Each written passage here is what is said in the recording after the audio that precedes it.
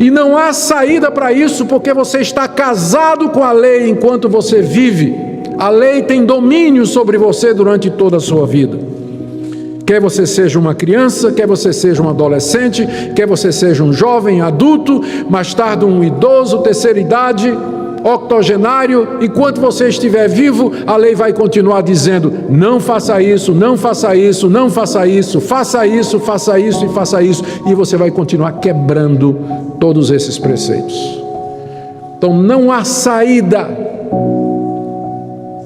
a não ser a morte. E a única forma de você morrer antes de morrer é você unir-se àquele que já morreu por você. Estamos dando continuidade à nossa série de mensagens nessa carta do apóstolo Paulo. Estamos bem no meio da série de exposições, aqui nessa parte central, no miolo da carta, onde Paulo trata da santificação, depois de ter falado da perdição de todos os homens, da justificação pela fé. Romanos capítulo 7, de 1 a 6. Porventura ignorais, irmãos, pois fala aos que conhecem a lei, que a lei tem domínio sobre o homem toda a sua vida. Ora, a mulher casada está ligada pela lei ao marido enquanto ele vive, mas se o mesmo morrer, desobrigada ficará da lei conjugal. De sorte que será considerada adúltera se, vivendo ainda o marido, unir-se com outro homem. Porém, se morrer o marido, estará livre da lei e não será adúltera se contrair novas núpcias. Assim, meus irmãos, também vós morrestes relativamente à lei por meio do corpo de Cristo, para pertencerdes a outro, a saber, aquele que ressuscitou dentre os mortos, a fim de que frutifiquemos para Deus. Porque quando vivíamos segundo a carne, as paixões pecaminosas postas em realce pela lei operavam em nossos membros, a fim de frutificarem para a morte. Agora, porém, libertados da lei, estamos mortos para aquilo a que estávamos sujeitos, de modo que servimos em novidade de espírito e não na caducidade da letra. Oremos, irmãos. Pai querido, nós te damos graças pelo privilégio de te cultuar. Te damos graças porque podemos ouvir os teus louvores, podemos entoar os teus louvores, ouvir a tua palavra, dirigir-te orações e agora também ouvir a exposição e explicação da tua revelação escrita. Nós pedimos que o Senhor nos atenda, que o Senhor nos escute o pedido de iluminação para a compreensão daquilo que o Senhor pretendeu fosse o sentido dessa passagem e sua aplicação para os nossos corações. Oramos também pelo nosso país, nesse momento de crise, ó Deus, que o Senhor tenha misericórdia dos nossos governantes. Oramos pelo teu povo, nessa grande nação, teu povo sofrido, oprimido, passando por dificuldades. Oramos pelos doentes da nossa igreja, os aflitos e necessitados. Queremos lembrar da irmã Elineusa, da igreja de Porongatu, que o Senhor esteja com ela no momento de enfermidade que ela atravessa também. E pedimos, Pai, que em tudo Tu queiras nos guardar e livrar do mal. Assiste-nos agora pelo Teu Espírito Santo na compreensão da Tua palavra, em nome de Jesus. Amém. Muito bem, meus irmãos. Nós terminamos o capítulo 6 de Romanos, e lá nós vimos como o apóstolo Paulo explica, expõe de que maneira Deus nos livra do domínio do pecado e nos faz seus servos para que nós possamos servi-lo aqui nesse mundo. E durante a exposição dessa questão, e na verdade desde o começo da carta, Paulo havia feito várias referências à lei de Deus. Quando ele fala lei na carta aos Romanos, geralmente ele se refere toda aquela legislação que Deus deu à nação de Israel através de Moisés no alto do Monte Sinai. Nós temos o relato disso, começando no livro de Êxodo e terminando no livro de Deuteronômio. Quando ele fala lei, ele se refere a todo aquele corpo de regras, regulamentos, preceitos e determinações e decretos que Deus havia revelado à nação de Israel e que compreendiam leis relacionadas com a nação, é o que a gente chama de lei civil, leis relacionadas com o templo, que eram as leis cerimoniais e que tratavam do sistema de sacrifícios, as leis referentes à pureza, impureza, o calendário judaico, a dieta religiosa, o trabalho dos sacerdotes e a lei moral que estava encapsulada, resumida nos 10 mandamentos. Na carta aos Romanos, é especialmente esse último aspecto da lei que Paulo enfoca. Quando ele usa o termo lei, ele está pensando na legislação judaica, mas particularmente nos 10 mandamentos, que são o resumo da lei moral de Deus. O que Paulo havia dito até agora a respeito da lei? Ele tinha dito que ela havia sido dada para calar a boca dos homens. Está lá no capítulo 3, verso 19. Também ele diz, nesse mesmo capítulo, verso 20, que ninguém será justificado diante de Deus observando os preceitos da lei. No mesmo verso ele diz que a lei não salva, mas ela traz conhecimento do pecado.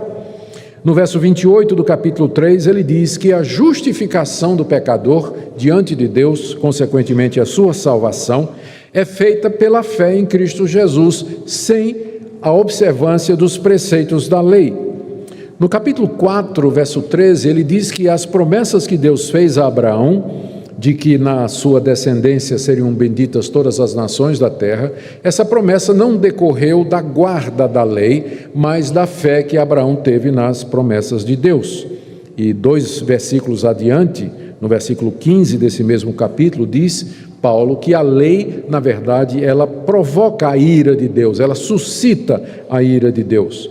E que a lei, capítulo 5, verso 20, ela veio para aumentar o pecado. E no capítulo 6, que antecede o que nós acabamos de ler agora, mais especificamente, Paulo havia feito 2 menções à lei. Estão nos versos 14 e 15. No verso 14 do capítulo 6, ele disse: o pecado não terá domínio sobre vós, pois não estáis debaixo da lei, mas sim da graça. E no verso 15, ele repete: havemos de pecar porque não estamos debaixo da lei, e sim debaixo da graça. Essas declarações de Paulo a respeito da lei, com certeza levantariam questões entre os judeus em Roma, aonde essa carta era destinada, e particularmente aos judeus que haviam se tornado cristãos e que frequentavam a igreja de Roma. Quando a carta de Paulo chegasse lá e fosse lida na igreja com essas afirmações a respeito da lei, o judeu ia levantar a sobrancelha, né? E dizer: mas peraí, o que é isso aqui que Paulo está dizendo a respeito da lei? Por quê? Porque para o judeu a lei foi dada por Deus como sendo o caminho da salvação. A lei expressava a natureza santa e o caráter puro de Deus e a sua vontade para o homem, e havia sido dada à nação de Israel como o caminho de vida. Para o judeu, se ele guardasse os preceitos da lei, ele receberia a vida eterna como recompensa da parte de Deus. Além disso, a lei, como expressão da santidade de Deus, ela era eterna, perfeita, pura e santa. Então, por que Paulo estava dizendo essas coisas ruins a respeito da lei? Que a lei provoca a ira, que a lei provoca o pecado, a lei aumenta o pecado, ninguém é salvo pelas obras da lei, a lei foi dada para calar a boca de todo mundo, Abraão não foi justificado pela lei. Então, por que Paulo fica dizendo essas coisas negativas a respeito da lei? Esse com certeza seria o questionamento que aconteceria lá na igreja de Roma quando a carta de Paulo fosse lida. E não era, então, já havia a boataria a respeito de Paulo, de que ele era um judeu traidor, ele era um judeu apóstata, porque em todo lugar ele falava mal da lei, ele falava mal do templo, ele falava mal dos sacrifícios, ele falava mal da circuncisão, ele dizia que Jesus era maior do que Moisés. Então os judeus não estavam muito felizes com a pregação do apóstolo Paulo, e com certeza eles queriam explicação, especialmente para essa questão aqui: se a salvação e a justificação do pecador é mediante a fé em Jesus Cristo, por que é que Deus deu a lei? Por que Ele deu os 10 mandamentos? Por que Ele deu essa revelação escrita da sua vontade à nação de Israel? É exatamente isso que Paulo responde no capítulo 7. O capítulo 7 tem 2 partes. Na primeira parte, Paulo declara que da mesma forma que nós morremos para o pecado, mediante a nossa união com Jesus Cristo, nós também morremos para a lei. O cristão não está mais debaixo da lei, porque ele morreu para a lei mediante o corpo de Jesus Cristo. E ele usa uma comparação para a gente entender isso, que é a comparação do casamento, que nós vamos ver em seguida. A segunda parte do capítulo, que nós começaremos a ver no próximo domingo, se Deus permitir, Paulo explica a razão pela qual a lei foi dada. Ela foi dada para nos convencer do nosso pecado, de maneira que o homem que está debaixo da lei, ele agoniza, ele geme, ele grita de desespero, porque a lei diz o que é o certo, mas o homem sem Deus, ele não consegue obedecer aos preceitos da lei, gerando todo aquele conflito que Paulo descreve aí na segunda parte do capítulo 7. Mas hoje à noite nós vamos ficar apenas com a primeira parte, onde Paulo fala da nossa morte para a lei.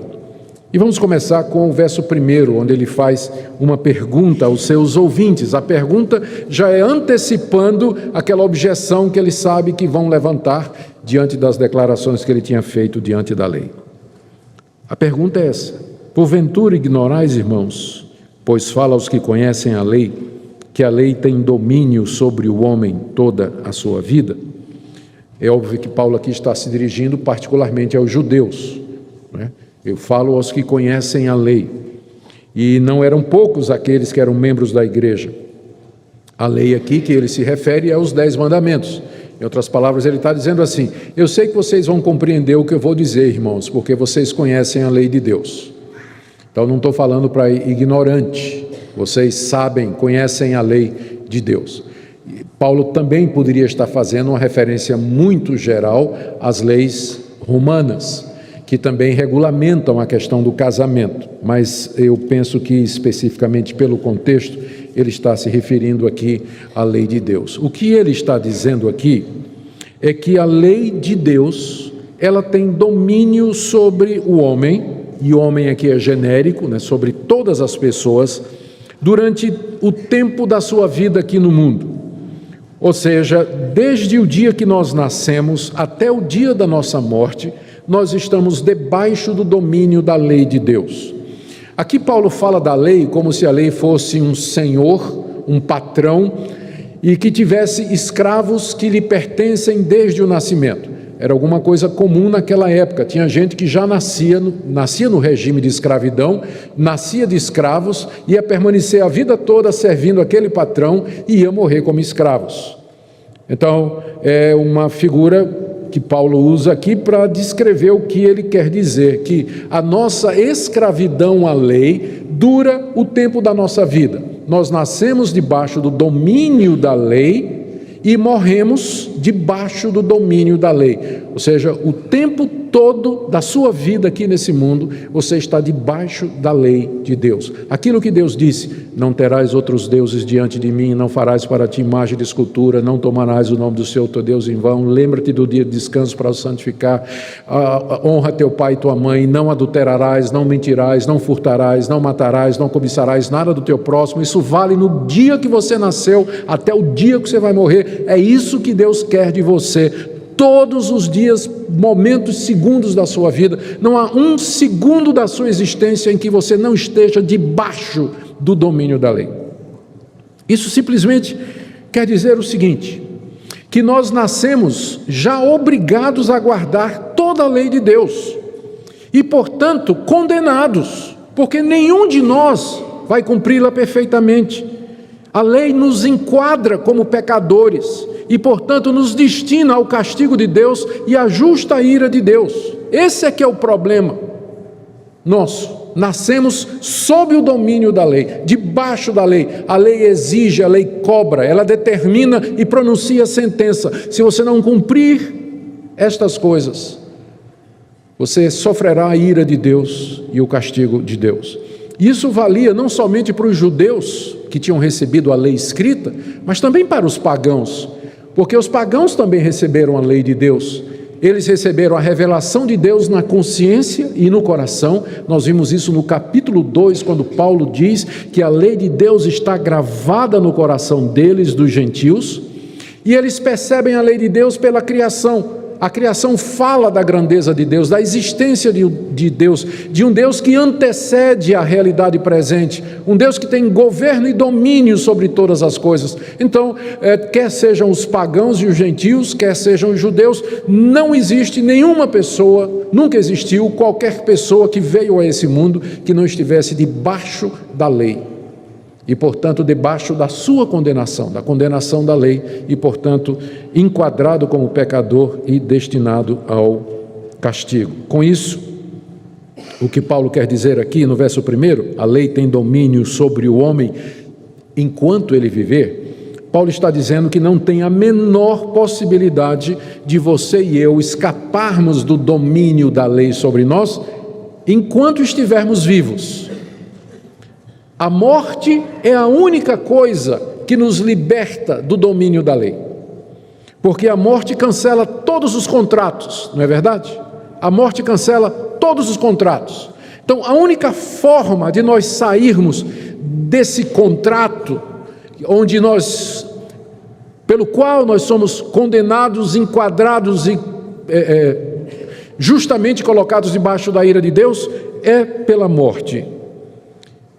E é esse exatamente o ponto que Paulo vai ilustrar aqui com uma analogia do verso 2 até o verso 3, ele falando a respeito do casamento. Ele diz no verso 2, ora, a mulher, ele está explicando, é como se ele dissesse assim, por exemplo, 2 pontos. O ora aí quer dizer isso, por exemplo, 2 pontos. A mulher casada, ela está ligada pela lei ao marido, enquanto ele vive. Mas se o marido morrer, ela está desobrigada da lei conjugal. Aquilo era conhecimento comum na sociedade romana. E é conhecimento comum na nossa sociedade. A mulher está ligada ao marido enquanto o marido vive. Não é? Enquanto o marido está vivo, ela é a mulher dele.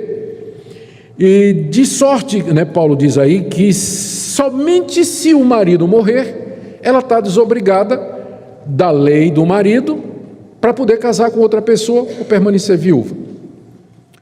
E ele exemplifica no verso 3, dizendo, não é? Ele explica, de maneira que ela será considerada adúltera se, vivendo ainda o marido, unir-se com outro homem. Claro, ela está casada com aquele homem, papel passado, tem a lei, ela é esposa daquele homem, enquanto ele está vivo. Se enquanto ele estiver vivo, e ela casada com ele, ela se unir com outro homem, isso constitui-se adultério. Adultério, ela não pode ter 2 homens ao mesmo tempo. Então, ela estaria cometendo adultério. Mas, veja o final do verso 3. Se o marido morrer, ela está livre da lei do marido, e não será adúltera se contrair novas núpcias. Se o marido morrer, ela está livre, ela fica viúva. E aí a viúva pode casar com quem quiser, ela não está cometendo adultério, porque o marido morreu e a morte terminou o contrato, terminou a lei do casamento. Ela agora está livre para casar uma outra vez. Vocês entenderam, obviamente, o que é que Paulo está dizendo aqui. Vocês entenderam a comparação. Quem é a mulher? Somos nós. Quem é o marido com o qual nós estamos casados por toda a eternidade, até que a morte nos separe? A lei. Quem é o outro homem que, se a gente casar com ele, a gente comete adultério? Cristo. Deixa eu tentar ilustrar o que é que Paulo está querendo dizer aqui para vocês. Imagine a seguinte situação. Um homem casado com uma mulher, só que esse homem, ele é extremamente perfeccionista. Ele é daquele tipo assim que acorda todo dia na mesma hora e já quer o café pronto na mesa. Ele quer o café pronto, ele quer a roupa passada do jeitinho que ele gosta, a casa tem que estar arrumadinha do jeito que ele imagina, tem que estar tudo limpinho, a comida na hora do almoço tem que ser aquele cardápio que ele gosta, prescreveu, na temperatura certa. Na hora de tomar o banho, a toalha tem que estar dobrada, preparada lá no banheiro para ele. Vocês pensam que eu estou descrevendo um cara irreal? Não, tem muito cara que é assim. Pode perguntar às casadas por aí, elas vão dizer. Tá certo? Então, é um cara todo certinho. Roupa sempre limpa, impecável, cumpre horário. o horário que ele determina é o horário que tudo acontece, ele segue a vida assim, em mínimos detalhes, está tudo programado, tudo certo. O problema é que a mulher dele é completamente desastrada. A mulher é completamente desastrada, ela esbarra nas coisas, ela quebra os vasos, ela queima o arroz, ela passa a camisa dele da forma errada, bota piqui no arroz dele, faz tudo que ele não gosta, não é? E ela fica, não é? Ela não limpa as coisas, ela não lembra direito o que é que ele gosta, o que é que ela quer, e essa mulher vive nessa situação. E o problema é que o marido não ajuda. O marido não ajuda. Toda vez que ela erra, ele vai lá com o dedo em cima. Você não presta. Você não faz nada certo. Já é a 10ª vez que você faz isso e você sabe que eu não gosto das coisas assim. Ele não ajuda a mulher, não tem perdão, não deixa passar uma. Se a mulher errou, ele vem em cima. E ele vem com crítica, ele vem com condenação, ele vem humilhando, não fornece qualquer apoio para a mulher, não tem misericórdia e não tem compaixão. Gente, eu não estou descrevendo o casamento de ninguém aqui, tá? É hipotético. Embora eu sei que na realidade seja um pouco parecido com isso, né? Aí o que é que acontece? Num casamento desse, a mulher fica, né? Ela não consegue, ela está sufocada, ela não faz nada, ela não acerta nada, ela se sente absolutamente rejeitada por tudo que ela faz, e aí ela começa a pensar em outro homem. Começa a pensar em outro homem. Esse outro homem é tão exigente quanto o marido dela, ou mais. Só que esse outro homem é terno, é compassivo, é misericordioso, é perdoador, ajuda, encoraja, mas ela não pode pertencer a esse outro homem, porque ela está presa pela lei do marido enquanto o marido viver.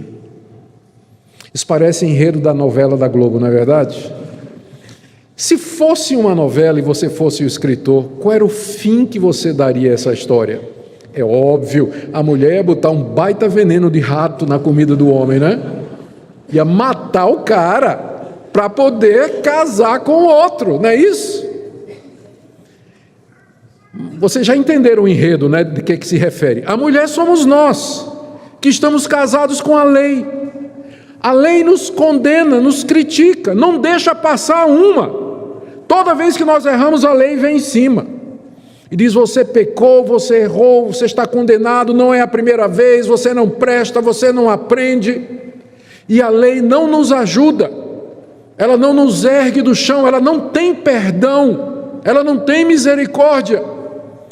E o outro homem a quem nós desejamos pertencer é o Senhor Jesus Cristo, que é tão exigente quanto a lei, mas Ele é misericordioso, compassivo, bondoso, nos ajuda, nos compreende, nos sustenta e nos levanta.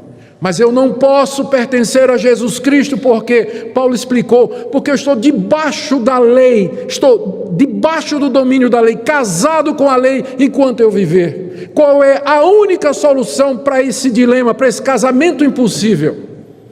Nós pensaríamos que a solução seria a morte do marido, ou seja, Deus tirar a lei. Mas a solução que Deus deu foi matar a mulher. Veja o que diz o verso 4. Assim, meus irmãos, também vós morrestes, é a mulher que morre, vós morrestes relativamente à lei, por meio do corpo de Cristo, para pertencerdes a outro, a saber, aquele que ressuscitou dentre os mortos, a fim de que frutifiquemos para Deus. Essa é a grande sabedoria de Deus. Da mesma forma como nós vimos no capítulo 6, que Deus, para nos livrar do domínio do pecado, o caminho de Deus não foi tirar o pecado de nós, mas foi nos matar para o pecado. Nós morremos para o pecado em Cristo. É isso que ele ensinou no capítulo 6. O pecado continua em mim, mas eu não sou mais obrigado a obedecer ao pecado. Por quê? Porque eu estou morto por pecado. Fui crucificado com Cristo. Não é isso que ensina o capítulo 6? Nós vimos 3 sermões no capítulo 6, onde Paulo está dizendo isso. O caminho de Deus para me livrar do pecado não foi tirar o pecado do meu coração, mas me fazer morrer para o pecado, de forma que eu não preciso obedecer a Ele, porque Ele não é mais meu patrão. Escravo morto não obedece ordem de ninguém. E agora é o mesmo esquema no que diz respeito à lei. Viver debaixo da lei é viver debaixo da condenação da lei, da exigência da lei, ser enquadrado como transgressor e condenado à ira de Deus por conta dessas transgressões. Como é que Deus então me livra da lei e da sua condenação? Não é tirando a lei, porque a lei de Deus é perfeita, pura e eterna. O problema não é a lei, mas Deus age da mesma forma como Ele agiu, conforme Paulo descreveu no capítulo 6. A mesma morte de Cristo pela qual eu morri pelo pecado é a mesma morte também pela qual eu morro para a lei. E aqui nós avançamos um pouco mais o nosso conhecimento sobre santificação, porque até aqui nós tínhamos visto que na cruz do Calvário, nós somos unidos a Cristo na sua morte para nos livrarmos do domínio do pecado. Agora Paulo vai um pouco mais adiante e diz: ser livre do pecado não é suficiente, nós precisamos também ser livres da lei, porque a força do pecado é a lei, porque onde não tem lei também não tem pecado. Então temos que ser livres também da lei para poder servir a Deus, e o caminho é esse. Deus nos uniu a Jesus na sua morte, de forma que com Cristo nós morremos para a lei. Isso é possível porque Jesus, como nosso representante, Ele cumpriu a lei perfeitamente enquanto homem aqui nesse mundo, e não somente isso, na sua morte Ele pagou o preço da nossa transgressão da lei, de forma que agora, unidos a Cristo, nós morremos para a lei, para as exigências e as demandas da lei, e morremos para a sua condenação. Só que a gente não fica viúvo, não tem nem tempo para chorar a viuvez, porque morremos para a lei e imediatamente nos unimos ao outro homem, que é Jesus Cristo, pertencemos a Ele. E o resultado disso é que nós, final do verso 4, para pertencerdes a outro, a saber, aquele que ressuscitou dentre os mortos, a fim de que frutifiquemos para Deus. Debaixo da lei não tinha como dar fruto para Deus. Frutificar é produzir boas obras, ou obras de arrependimento, de misericórdia, de compaixão, aquelas obras de gratidão e que refletem a nossa adoração ao Senhor. Debaixo da lei isso não era possível, mas agora, unidos a Cristo, nós podemos frutificar para Deus. Nos versos 5 e 6, Paulo faz um resumo, então, desses 2 estados. Como era a vida antes de conhecermos a Cristo, como era a vida casados com a lei, é o verso 5, e como é a vida casados com o outro homem, que é o verso 6. Veja o contraste entre as duas situações. No verso 5, ele diz: quando vivíamos segundo a carne, as paixões pecaminosas postas em realce pela lei operavam em nossos membros a fim de frutificarem para a morte. Quando vivíamos na carne, viver na carne é a mesma coisa de viver debaixo da lei. Carne é um termo que no Novo Testamento ele designa a existência humana em toda a sua fragilidade, a existência humana marcada pelo pecado, marcada pela corrupção. Viver na carne é a mesma coisa de viver debaixo da lei. E a lei, ela provoca essa nossa natureza carnal, como ele diz aqui. Quando vivíamos segundo a carne, as paixões pecaminosas eram postas em realce pela lei. A lei como que provoca, estimula, excita a carne. E a gente sabe como funciona isso.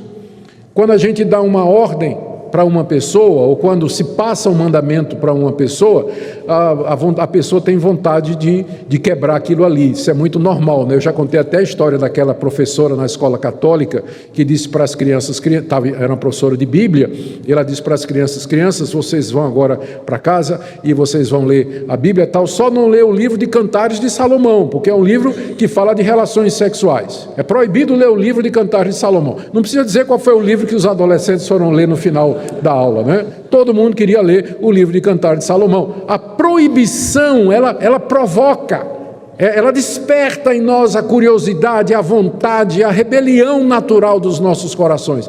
Então, viver debaixo da carne, debaixo da lei, a lei realça as nossas paixões, desperta o desejo de transgredir e de desobedecer a Deus. Portanto, é uma vida impossível. O resultado, ele diz aqui, é que essas paixões operam em nossos membros a fim de frutificar, não para Deus, mas de frutificar para a morte. Aqui ele está descrevendo a vida do homem sem Cristo, quer judeu, quer gentil. A vida do homem sem Deus. Ele tem conhecimento da verdade, ele sabe qual é a verdade. Alguns até querem fazer aquela vontade. Penso especialmente nos religiosos, aquelas pessoas que têm uma religião que é baseada em mérito, em cumprimento de regra, bater meta e tudo mais. Eles querem fazer isso, vivem debaixo de um sistema de escravidão, onde eles sentem as paixões sendo a ira, a raiva, ou a mágoa, ou a paixão carnal sendo despertadas, e o resultado disso é morte. O resultado disso é morte. O verso 5, portanto, descreve a situação do homem não convertido, porém esclarecido e sabedor das demandas de Deus. E o resultado é isso aqui. Mas o verso 6 reflete a situação contrária depois que Cristo, que Deus interveio na nossa vida mediante o Evangelho. Veja como ele diz, agora, se refere então à situação presente, não é mais a situação do verso 5, mas é uma nova situação, porém, introduz a ação de Deus, criando uma realidade diferente da realidade anterior, libertados da lei, por meio da nossa união com Jesus Cristo na cruz do Calvário. Agora nós estamos mortos para aquilo a que estávamos sujeitos. Agora a situação do crente é que ele está morto para a lei, que o sujeitava, escravizava, condenava e com justiça dominava sobre ele. Mas nós agora estamos mortos para a lei. Mas nós não vamos ficar como uma viúva que não tem marido, não tem a quem, não está ligada a um marido, mas nós agora pertencemos a um novo marido, um novo homem. Ele diz, de modo que servimos agora, veja a palavra servir, que indica que está debaixo do domínio de alguma coisa, a quem prestamos conta, de modo que servimos em novidade de espírito e não na velhice, na caducidade da letra. Paulo está comparando aqui esses dois estados. Por um lado, no verso 5, o homem debaixo da lei, vivendo na carne, paixões pecaminosas produzindo morte. Agora, libertados da lei pelo Evangelho, unidos a Cristo, nós servimos em novidade de espírito. Eu creio que esse espírito aqui, na verdade, é espírito com E maiúsculo. Nossa tradução colocou com E minúsculo, mas na verdade, eu vou dizer porque é que eu considero assim. Paulo está falando da nova vida produzida pelo Espírito de Deus com E maiúsculo. Com E maiúsculo. Então nós agora servimos a Deus baseados num novo princípio. O homem debaixo da lei, vivendo na carne, ele acha que pelo esforço pessoal dele, ele pode agradar a Deus cumprindo todos aqueles requerimentos. E o resultado é paixão pecaminosa despertada e morte no final. É a descrição de toda religião baseada em lei.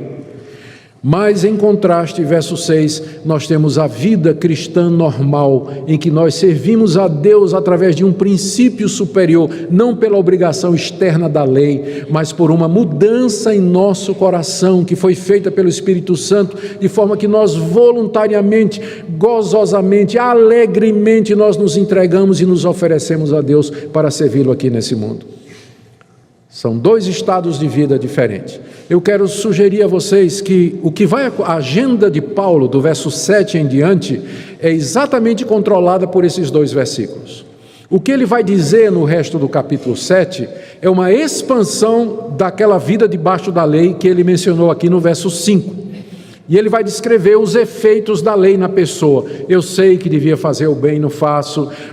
Eu sei que eu fiz errado, mas não tenho força para fazer o bem. Nós estamos familiarizados com esse capítulo 7 de Romanos, mas eu vou dizer a vocês que Paulo aqui não está descrevendo uma experiência cristã. Ele está descrevendo a situação e a agonia do homem debaixo da lei, do não convertido debaixo da lei. Ele está expondo o verso 5. E no capítulo 8, você tem a descrição da vida no Espírito, que é a vida normal do cristão.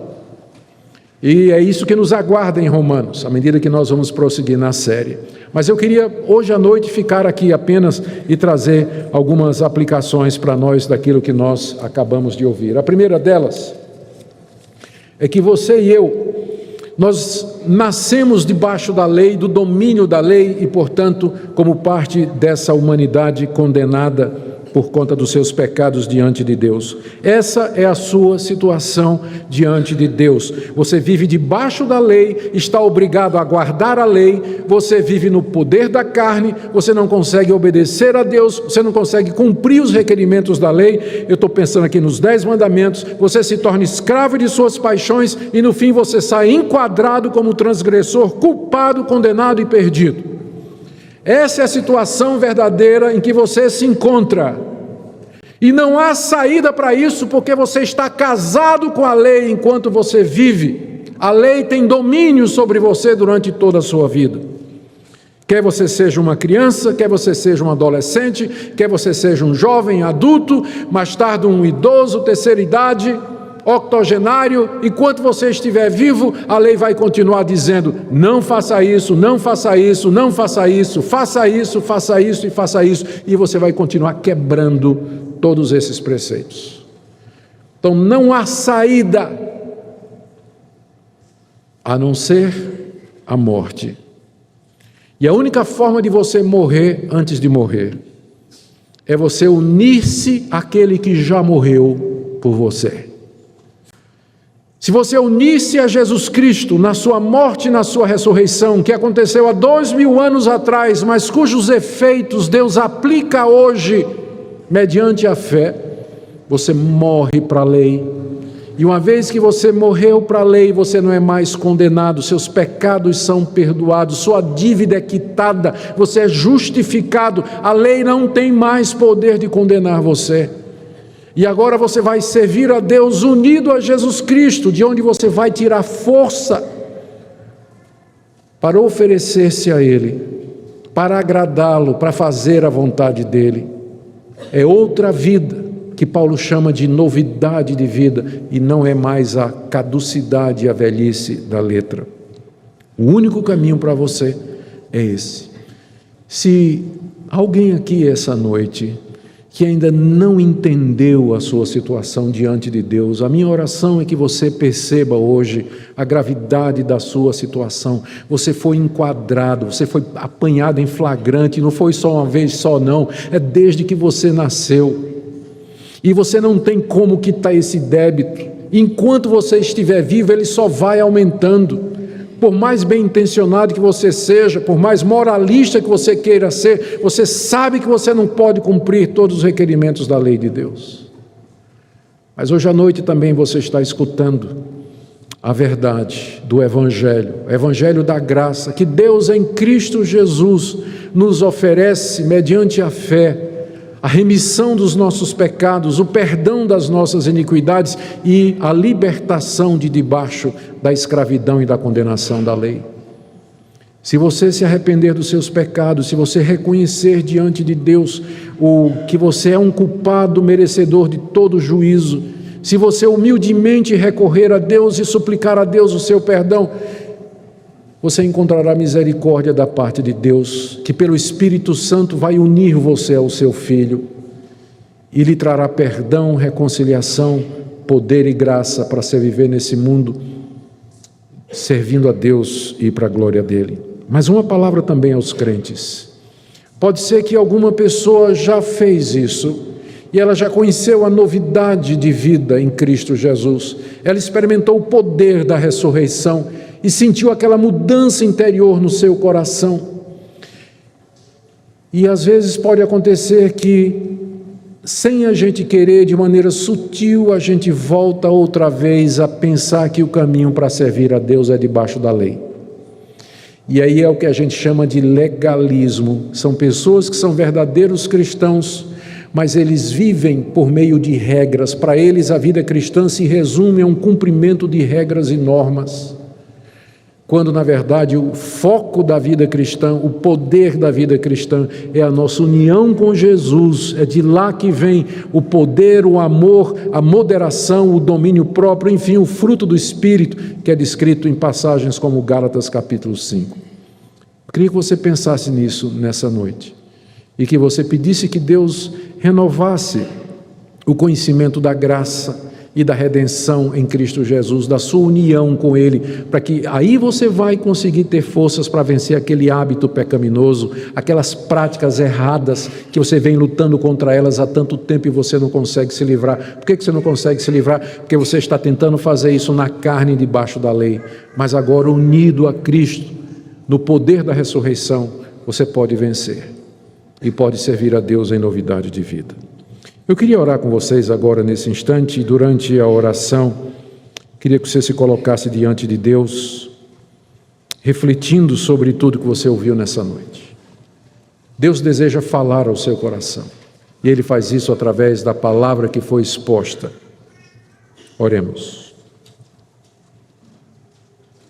Pai, eu peço que o Teu Evangelho tenha pleno efeito nessa noite, no coração dos que me ouvem, e que se alguém vivendo debaixo da lei, na carne,